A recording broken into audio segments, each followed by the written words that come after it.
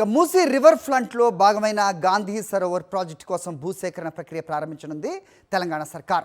హిమాయత్ సాగర్ నుంచి గాంధీ సరోవర్ వరకు 9.2 కిలోమీటర్ల మేర భూసేకరణ చేపట్టనుంది. భూసేకరణకు సంబంధించి నోటిఫికేషన్ విడుదల చేసిన ప్రభుత్వం అభ్యంతరాలుంటే తెలియచేయాలని సూచించింది. మూసీ భూసేకరణపై బాధితులు మండిపడుతున్నారు. డిపిఆర్ లేకుండా భూములు ఎలా సేకరిస్తారని ప్రశ్నిస్తున్నారు.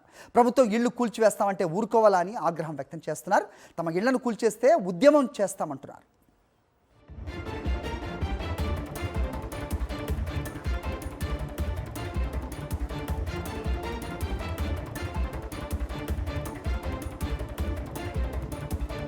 రైట్, ఇదే అంశంపై అప్డేట్స్ మా కరెస్పాండెంట్ దిలీప్ ఇస్తారు. దిలీప్, చెప్పండి, ఎక్కడున్నారు ప్రస్తుతం మీరు? డిపిఆర్ లేకుండా ఎలా ఇల్లు కూల్చి వేస్తారు అంటే అభ్యంతరాలు వ్యక్తం అవుతున్న నేపథ్యంలో ఏంటి ప్రభుత్వం యోచన ఏ రకంగా ఉంది? అప్డేట్ చెప్పండి.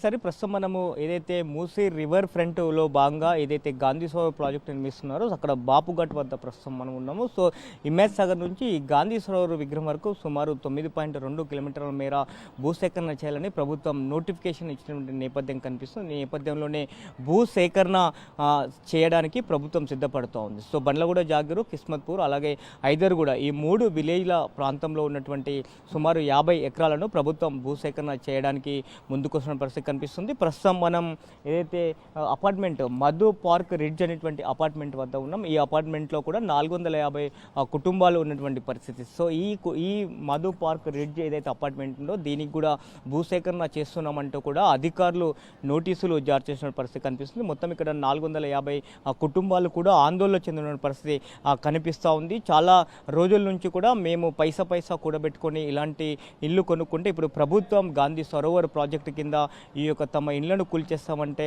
ఊరుకోవాలంటూ కూడా ప్రశ్నించిన పరిస్థితి కనిపిస్తుంది. గాంధీ విగ్రహం మీద ముఖ్యమంత్రి రేవంత్ రెడ్డికి ప్రేమ ఉంటే తన ఇంటి వద్ద గాంధీ విగ్రహాన్ని ఏర్పాటు చేసుకోవాలంటూ కూడా బాధితులు ఆందోళన వ్యక్తం చేస్తూ ఉన్నారు. సో స్థానికులు ఎవరైతే కిస్మత్పుర, బండ్లగూడ, జాగీర్ అలాగే హైదర్గూడ ప్రాంతాలకు చెందిన స్థానికులు ఎవరైతే ఉన్నారో సో వాళ్ళు కూడా ఇప్పటికే తమ భూములు కూడా ఔటర్ రింగ్లో వెళ్ళిపోయాయి.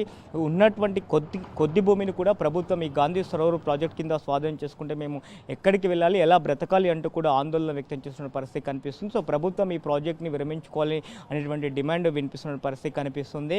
సో అలాగే ప్రభుత్వం ఇస్తున్నటువంటి నష్టపరిహారం ఏదైతే ఉందో దానిపైన కూడా ఇంకా క్లారిటీ లేదు. అలాగే ప్రాజెక్ట్ సంబంధించి డిపిఆర్ పూర్తి కాకుండా ఎలా భూసేకరణ చేస్తారంటూ కూడా ఇటు ఏదైతే ఈ భూసేకరణకు సంబంధించి నోటిఫికేషన్ ఇచ్చినటువంటి బాధితులు ఎవరైతే ఉన్నారో సో వాళ్ళంతా కూడా ప్రభుత్వాన్ని అడుగుతున్న పరిస్థితి కనిపిస్తోంది. ఈ ప్రాజెక్ట్ని పూర్తి స్థాయిలో ఈ ప్రాజెక్టు సంబంధించి 150 అడుగుల ఎత్తుల గాంధీ విగ్రహాన్ని ఏర్పాటు చేయడానికి ప్రభుత్వం ముందుకొచ్చింది. అలాగే హిమాయత్ సాగర్ బండు అండ్ ఏకో ఎక్స్ ప్రాజెక్ట్ కింద యొక్క 9.2 కిలోమీటర్ల మేర వివిధ కట్టడాలకు ప్రభుత్వం ముందుకొస్తున్న పరిస్థితి కనిపిస్తుంది. కాబట్టి ఈ ప్రాజెక్టును విరమించుకోవాలని బాధితులైతే ఆందోళన చేస్తున్న పరిస్థితి కనిపిస్తుంది. ప్రజా అభిప్రాయ సేకరణకు ప్రభుత్వం ముందుకు వస్తుంది. సో ప్రజా అభిప్రాయ సేకరణలో కూడా ముక్త కంఠంతో ఈ యొక్క ప్రాజెక్టును విరమించుకోవాలని కోరుతున్న పరిస్థితి అయితే కనిపిస్తుంది.